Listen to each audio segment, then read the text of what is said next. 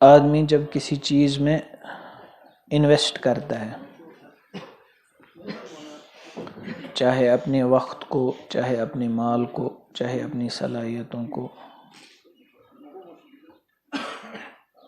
لگاتا ہے کسی چیز میں، تو اس لگانے کے بعد وہ محاسبہ کرتا ہے، یہ جو میں نے اس میں اپنا پیسہ لگایا، اپنا مال لگایا، اپنی صلاحیتیں لگائی، اپنا وقت لگایا، اس کے بدلے مجھے کیا حاصل ہوا۔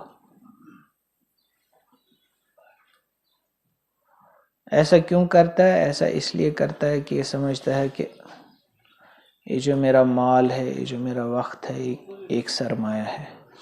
جب میں نے سرمایہ کسی چیز میں لگایا تو مجھے نفع بھی ملنا چاہیے وہاں سے۔ اور اگر اس کو لگتا ہے کہ اس میں مجھے نفع نہیں ہوا، یا جو میں نے انویسٹمنٹ کی اس کا فائدہ نہیں ملا، تو بیچارہ پریشان ہو جاتا ہے، بے چین ہو جاتا ہے، سوچتا ہے میں نے اس میں پیسہ لگایا تھا، وقت لگایا تھا، لیکن مجھے فائدہ نہیں ہوا۔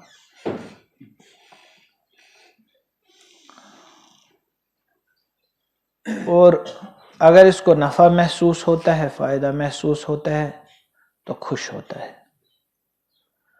اور پھر کوشش کرتا ہے کہ یہ جو مجھے منافع حاصل ہوا یہ دن بدن بڑھے، ہے نا، اس میں دن بدن ترقی ہو۔ اگر آج 10,000 ہیں کل یہ 20,000 بن جائے، اگر آج ایک مکان ہے کل 2 بن جائے، اگر زمین کا ایک پلاٹ ہے کل 2 بن جائے، اور اگر بڑھے نہیں کم سے کم گھٹے تو نہیں، اس کی حفاظت کے متعلق حساس رہتا ہے، فکر مند، کہ اگر مجھے فلانی چیز میں انویسٹ کرنے سے 1,00,000 روپیہ ملا، یہ 1,00,000 اب میرا گھٹنا نہیں چاہیے بلکہ بڑھنا چاہیے دن بدن۔ یہ انسان کی فطرت ہے۔ ایسے ہی ہم سب نے اللہ کی توفیق سے اس مبارک مہینے کے روزے رکھے، اس مبارک مہینے میں جتنا اللہ نے توفیق دی، جتنی ہم سے ہمت ہو سکی قیام کیا، اللہ کا کلام پڑھا، دعائیں مانگی۔ تو اس کے بعد ہم سب کو اگر ہم باحث ہیں تو ہمیں دیکھنا ہے جو ہم نے انویسٹمنٹ کی اس مہینے میں، اس کا نفع ہمیں ملا کہ نہیں ملا، اور اس کا نفع کیا ہے؟ اللہ تعالیٰ شان خود فرماتے ہیں یا ایھا الذین آمنوا کتب علیکم الصیام کما کتب علی الذین من قبلکم لعلکم تتقون۔ آپ پر روزے فرض کیے گئے تھوڑی اس لیے کہ آپ کے کم کھانے سے اللہ کے خزانوں میں بچت ہوگی۔ آپ کم کھاؤ گے، جیسے لوگ کہتے ہیں اوور پاپولیشن ہے تو بچے کم کرو، بچے کم کرو کیونکہ کم ریسورسز یوٹیلائز ہوں گے، کم کھائیں گے تو زیادہ لوگوں کو ملے۔ اللہ تعالیٰ شانو اس لیے نہیں روزے رکھواتے ہیں کہ کم کھائیں لوگ تو وہ بچ جائے گا۔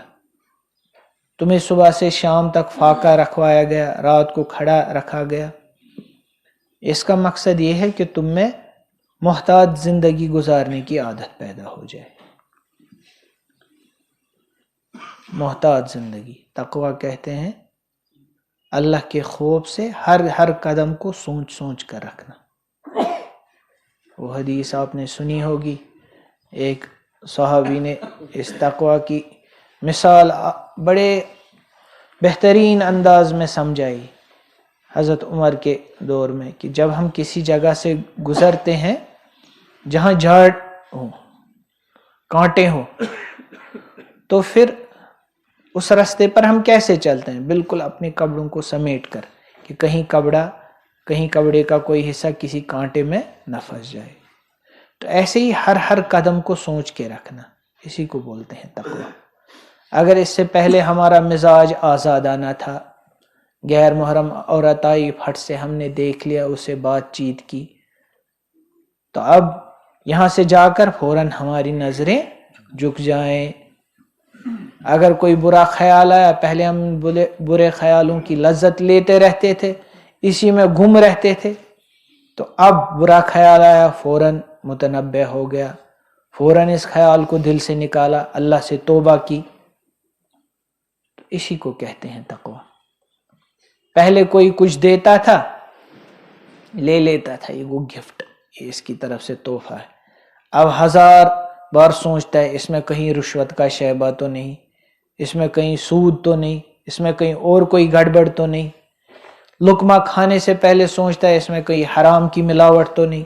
اگر حرام کی ملاوٹ ہوگی میری نمازیں بھی رائے گا، میری دعائیں بھی ناقابل قبول. ہر چیز میں اب محتاط ہوتا ہے.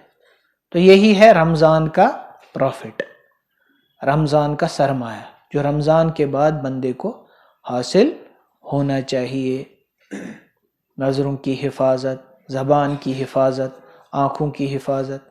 بلکہ شارٹ میں سمجھ لیجئے، ہر عمل کو کرنے سے پہلے اللہ یاد آ جائے کہ اس سے اللہ راضی ہے کہ اس سے اللہ ناراض ہے. اگر لگا اس سے اللہ ناراض ہو سکتے ہیں تو اس عمل سے رک جائے. اللہ نے اسی لیے ان روزوں کو رکھا ہے. مشق کراتے ہیں، ایسی چیزیں جو ہمارے لیے حلال ہیں پورے سال کھاتے رہتے ہیں، اور اس میں بھی جیسے ہی موقع ملا تراویح کے بعد مجلس اپنی لگاتے ہیں کلو واشربو کی. تو ایسی چیزوں کو جن کے ہم شوقین ہیں اللہ صبح سے شام تک نہیں کھا سکتے.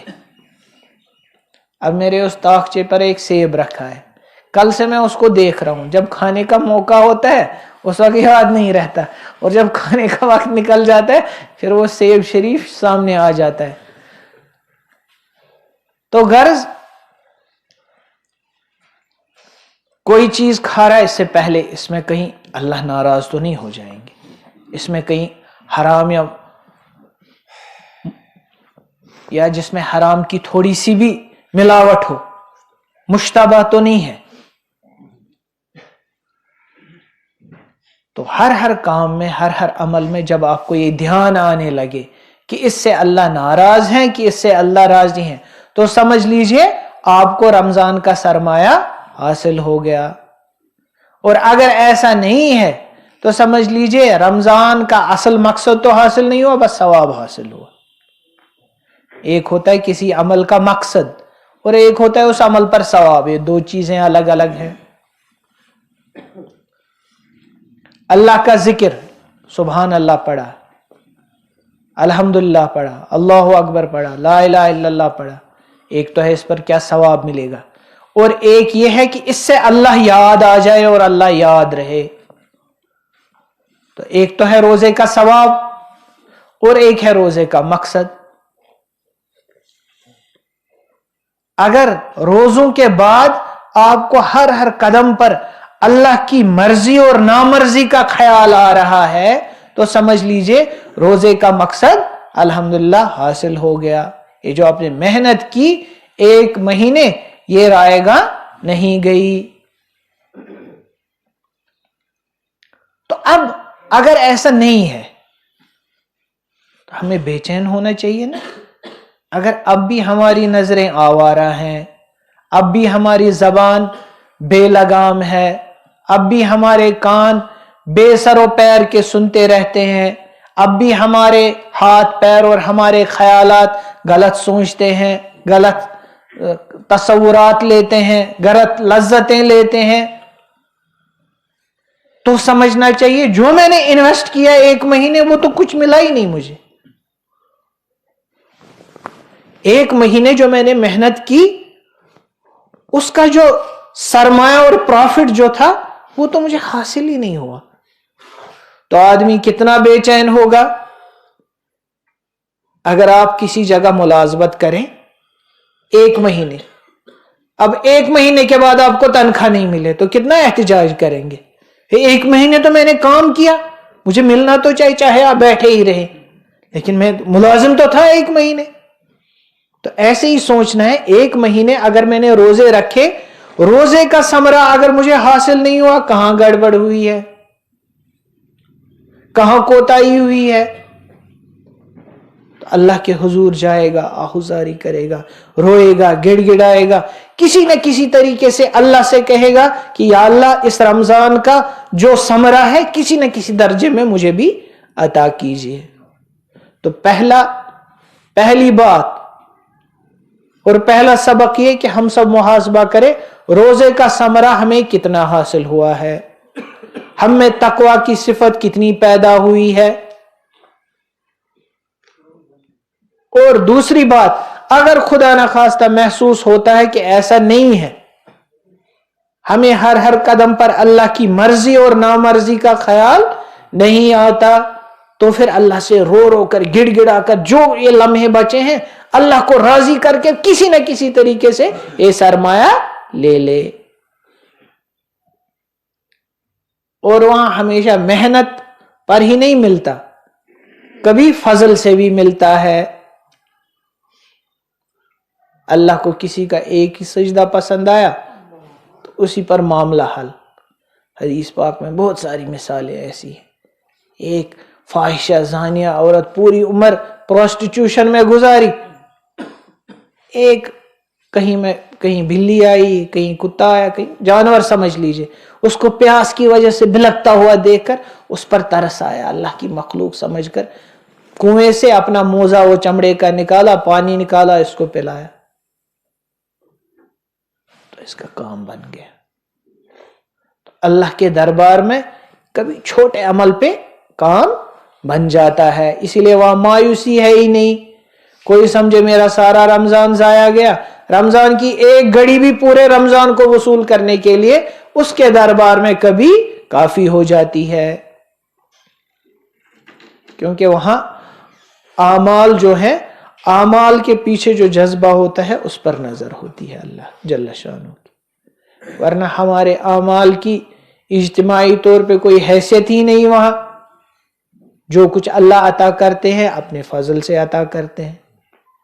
جب فرشتوں کی ایک جماعت پڑھتی رہے سبحانک ما عبدناک حق عبادتک، یا اللہ جیسی آپ کی عبادت کرنی تھی ویسی ہم سے نہیں ہو پا رہی، تو فرشتے جو منزہ اور پاک ہیں، تو انسانوں کی کیا حیثیت ہے؟ تو غرض اگر لگ رہا ہے کہ یہ سرمایہ حاصل نہیں ہوا تو ان بچی کچی لمحوں میں، بچی کچی گھڑیوں میں اللہ سے اس سرمایہ کے لیے دعا کر کر کے اس کو مانگ لے۔ تیسری بات یہ کہ اب اگر ہمیں لگ رہا ہے کہ یہ سرمایہ ہمیں حاصل ہو گیا تو اب اس کے لیے دو کام کرنے ہیں۔ ایک کام، اس کو ضائع ہونے نہیں دینا۔ جیسے آپ نے انویسٹ کیا، اس سے منافع آیا، آپ نے دیکھا ہے کسی کو 1 لاکھ کمایا ایک مہینے، پھر اگلے مہینے نکلا اور سڑک پر یہ پیسے پھینک رہا ہے؟ کوئی ایسا نہیں کرتا، کیونکہ اس کو سرمایہ سمجھتا ہے، قیمتی سمجھتا ہے، قابل قدر سمجھتا ہے۔ تو ایسے ہی رمضان کا جو سرمایہ حاصل ہوا، تقوی کی دولت، اللہ کی مرضیات اور نامرضیات کو بار بار ذہن میں اس کے آنا، یہ دولت جو حاصل ہوئی، اس سرمایہ کی کیا کرنی ہے؟ حفاظت کرنی ہے۔ اور اس سرمایہ ضائع کیسے ہوگا؟ گناہ سے، اس کے تقاضے پر عمل نہ کرنے سے۔ جب بندہ تقوی کے تقاضے پر عمل نہیں کرتا ہے تو تقوی دھیرے دھیرے دھیرے دھیرے مزمحل ہوتا جاتا ہے، کمزور ہوتا ہے، پھر ایک وقت بالکل ختم ہی ہو جاتا ہے۔ جیسے آپ باہر نکلے، آپ کو کسی نے کوئی پیسہ دیا جو غلط تھا، اپنی کرسی پہ آپ بیٹھے ہیں، تو فوراً جو آپ کو یہ سرمایہ آپ کو روکے گا، نہیں بھائی یہ ٹھیک نہیں ہے، مت لو مت لو مت لو۔ اب اس نے اس کی طرف کان نہیں دھرا، سرمایہ نے تو اپنا کام کیا اور اس نے ہاتھ بڑھایا، لے لیا، وہ آواز کمزور ہو گئی۔ اس کو بعض لوگ ضمیر کہتے ہیں، لیکن اصل میں کیا ہے؟ تقوی کا سرمایہ، جو اندر سے اس کو اللہ کی نامرضیات سے روکنے کی کوشش کرتا ہے۔ تو تقوی کا جو یہ سرمایہ، یہ کیسے محفوظ رہے گا؟ اس کے تقاضوں پر عمل کرنے سے۔ کوئی خوبصورت لڑکی آئی، کوئی خوبصورت پوسٹر دیکھا، کوئی فون پہ کوئی خوبصورت شکل آئی، تو فوراً اندر سے یہ سرمایہ کہتے ہیں اپنی نظریں جھکا لو، مت دیکھو مت دیکھو مت دیکھو۔ اب اگر اس نے دیکھ لیا تو یہ جو ہے نا، یہ بیچارہ تقوی، یہ کمزور ہو جائے گا۔ اگلی بار پھر سے دیکھا، کمزور ہو جائے گا۔ پھر ایک وقت آئے گا اس کی آواز اتنی مزمحل ہو جائے گی آپ سنو گے بھی نہیں۔ آپ کو محسوس ہی نہیں ہوگا کوئی روک رہا ہے. تو اس سرمایہ کی کیا کرنی ہے؟ حفاظت کرنی ہے. حفاظت کیسے کرنی ہے؟ اس کے تقاضوں پر عمل کرنے سے. اسے دن بدن قوی ہوتا جائے گا، قوی ہوتا جائے گا. پھر آپ خود دیکھیں گے، پہلے جس چیز سے آپ ابھی بھی محسوس ہو رہا ہوگا، رمضان سے پہلے جن چیزوں سے رکنا آپ کے لیے مشکل تھا، اس وقت آسان ہے. آپ میں ایک عجیب قسم کی ہمت پیدا ہو گئی ہے کہ نہیں، میں یہ کر سکتا ہوں. رمضان سے پہلے صبح اٹھنا مشکل، فجر کے لیے بھائی میری نیند نہیں پوری ہوتی، لیکن اس وقت تہجد کے لیے فوراً کھڑے ہو جاتے. یہ اندر سے تقویٰ کی قوت ہے جو آپ کو کھڑا کرتی ہے. تو ایسے ہی اس کو استعمال کرتے رہیں. استعمال، علم اور ہمت ایسی چیزیں ہیں جتنا استعمال کی جائیں گی اتنا ان میں کیا ہوتی ہے؟ تقویت اور اضافہ. تو اس کے تقاضوں پر عمل کریں. یہ انڈیکیٹر آپ کو دے گا بار بار. جیسے ہی آپ یہاں سے نکلیں گے، عید کا دن آئے گا یا عید کی جو رات ہے اس میں آپ نکلیں گے، تو یہ آپ کو جیسے ہی ایسے موقع آئیں گے آپ کو اندر سے انڈیکیٹر دیتا رہے گا، یا آپ کو روکتا رہے گا، یا آپ کو ٹوکتا رہے گا. لیکن یاد رکھیں، اس کو بزرگ فرماتے ہیں یہ بڑا حساس مہمان ہے. جیسے کوئی مہمان ایسا ہوتا ہے اس کو بولتے ہیں نیر بہتائنت ہوتنس، آپ 1 گھنٹے کے سشتو اتتی آسا. اور کوئی ایسا ہے اس کو اگر لگے کہ اس نے میرے ساتھ بات بھی جیسے کرتا تھا ویسے نہیں کی، تو جب آپ پیچھے دیکھتے ہیں وہ چلا گیا ہوتا ہے. جو تقویٰ ہے یہ بہت حساس مہمان ہے. آپ اس کو نظر انداز کریں گے، یہ پھر اگلی بار نہیں ٹوکے گا. اور جتنا آپ اس کا لحاظ رکھیں گے اتنا یہ دن بدن زیادہ آپ کے ساتھ تعلق بنائے گا. تو اس کی حفاظت کرنی، اور حفاظت پہ ہی اکتفا نہیں کرنا بلکہ کوشش کرنی ہے کیا؟ کہ اس میں اضافہ ہو. اور اضافہ اس کو جیسے میں نے کہا اضافہ ہوگا اس کے تقاضوں پر عمل کرنے سے. جتنا آپ تقویٰ کے تقاضوں پر عمل کریں گے اتنا آپ کا تقویٰ مضبوط ہوگا. اللہ نے اپنی بندگی رمضان ہمیں دیا ہی اس لیے کہ یہ سیڑھی ہے. اگلا رمضان اس سے اونچی لیول پہ ہونا چاہیے، اس کے بعد والا رمضان اس سے اونچی لیول پہ ہونا چاہیے. اس رمضان میں جیسے آپ نے تلاوت کی، اگلے رمضان میں اس سے اونچا معیار ہونا چاہیے.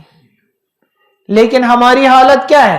ہم اس سیڑھی کے 3 ان پہ فٹ سٹیپس پہ چڑھتے ہیں، اور پھر جیسے رمضان ختم ہوتا ہے 3 کے بجائے 1 سٹیپ ہم اور نیچے چلے جاتے ہیں. تو اس کو بڑھانے کی کوشش کرنی ہے. بزرگوں نے اسی لیے فرمایا ہے ایک بندہ جب نماز پڑھتا ہے، حقیقی معنیوں میں اس نے تب نماز پڑھی جب اس کی ان 2 نمازوں میں فرق ہو. اگر اس نے فجر پڑھی تو ظہر فجر سے بہتر ہو، کیونکہ فجر سے اس کو اللہ کا قرب حاصل ہوا نا. اب ظہر اس کی فجر سے بہتر ہونی چاہیے، کیونکہ اب یہ اللہ سے پہلے سے زیادہ نزدیک ہے. اور جب عصر پڑھی وہ ظہر سے بہتر ہو، کیونکہ ظہر میں جو اس کو اللہ سے تعلق حاصل ہوا اس کا اثر کس میں ظاہر ہونا چاہیے؟ عصر کی نماز میں. ایسے ہی دن بدن یہ اللہ کے تعلق میں ترقی کرتے رہنا چاہیے. تو بزرگوں اور دوستوں، بس یہی بات ایک ہے جس کا ہم دھیان رکھیں.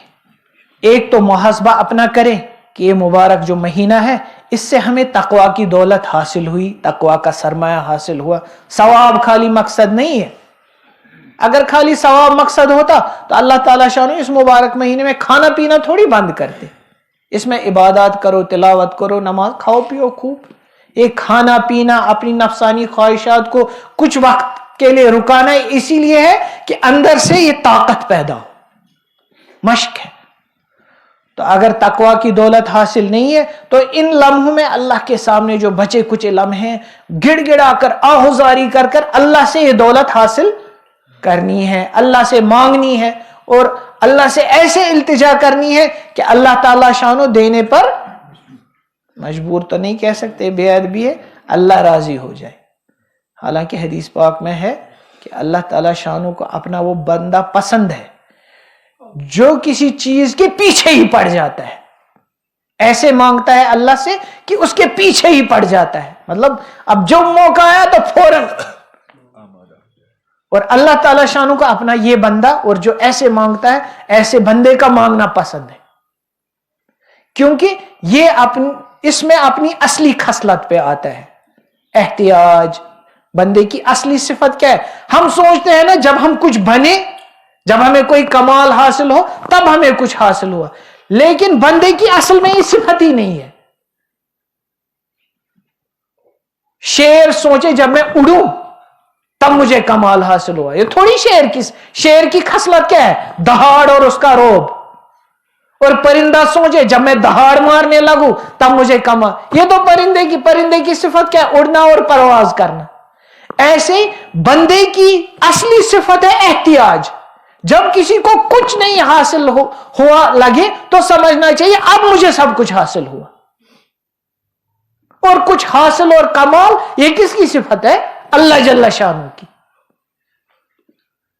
جب کسی کو لگے کہ مجھے کچھ حاصل ہو اور مجھے, تو یہ نعوذ باللہ من ذالک اللہ کی صفت کو چھیننے کی کوشش کر رہا ہے. جیسے حدیث پاک میں ہے, اللہ تعالی شانہ حدیث قدسی ہے کہ یہ جو بڑائی ہے یہ میری چادر ہے, اور جو اسے مجھ سے کھینچنے کی کوشش کرے گا اس کے متعلق وعید آئی. تو ہماری صفت ہی احتیاج ہے. جب ہمیں اپنا آپ حقیقت میں مفلس اور محتاج اور کمزور لگے اس وقت سمجھنا چاہیے اب ہمیں اپنا اصلی کمال حاصل ہو گیا. تو اللہ سے مانگے, اور یہ تقویٰ کی دولت کسی نہ کسی طریقے سے اللہ سے لے کر دیں, اور جس کو حاصل ہوئی ہے وہ اس پر اللہ کا شکر کرے اور اس سرمایہ کی حفاظت کرے, اس کے تقاضوں پر عمل کرتا رہے بار بار تاکہ اس میں تقویت ہو, اور جو اگلا رمضان ہے وہ اس رمضان سے بہتر گزرے.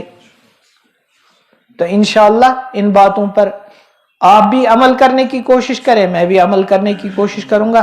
اللہ تعالیٰ شانہ اپنے فضل و کرم اپنی رحمت سے ہمیں اس مبارک مہینے کی برکات, اس مبارک مہینے کے انوارات اور اس مبارک مہینے کا ثمرہ عطا فرمائے. اللہ تعالیٰ شانہ اس مبارک مہینے میں ہم سے جو کوتاہیاں, لغزشیں, غلطیاں ہوئی, اللہ تعالیٰ شانہ اپنے فضل و کرم اپنی رحمت سے ان کو معاف فرمائے. اللہ تعالیٰ شانہ ہمیں تقویٰ کی دولت سے نوازے, تقویٰ کی دولت سے نوازے, تقویٰ کی دولت سے نوازے. ہمیں بھی, ہمارے گھر والوں کو بھی, ہمارے اہل و احباب کو, ہمارے دوستوں کو, جو ہم سے محبت کرتے ہیں ان کو, جنہیں ہم سے محبت ہے ان کو, اور ہمیں جن سے محبت ہے ان سب کو تقویٰ کی دولت سے نوازے. اللہ تعالیٰ شانہ نے اپنے فضل و کرم سے اگر اس کا کچھ بھی ذرہ ہمیں عطا کیا تو اس کی حفاظت کی توفیق عطا فرمائے, اس میں ترقی اور اضافے کی توفیق عطا فرمائے. اللہ تعالیٰ شانہ دن بدن ہمارا اپنی ذات کے ساتھ تعلق مضبوط کرتے رہے. اللہ تعالیٰ شانہ اس تعلق میں دن بدن ترقی کرواتے رہے, اور اللہ تعالیٰ شانہ اس تعلق میں جو کوئی رکھنا ہو, رکاوٹ ہو, اور جو اس کی دوری کا سبب ہو, اللہ تعالیٰ شانہ ہمارے گھر والوں کی, تمام امت کی اس سے حفاظت فرمائے. سبحان اللہ و بحمدہ, سبحانک اللہم و بحمدک, نشہد ان لا الہ الا انت, نستغفرک.